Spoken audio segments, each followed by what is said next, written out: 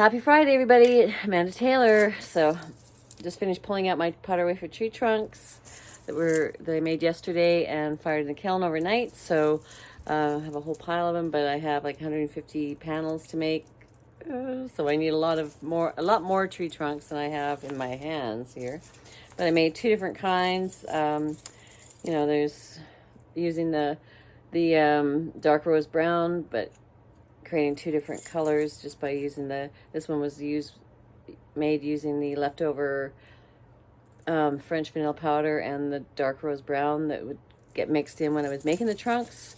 So you get two variations of the same color, and same with the charcoal gray, which is again, two different variations, just one using the powder and the French vanilla, and then the powder, and then this is the mixed powder with the color on top. But I'm hoping you're enjoying this process.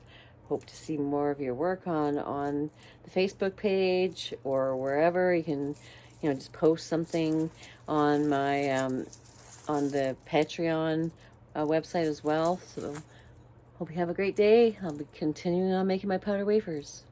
Thanks for following me.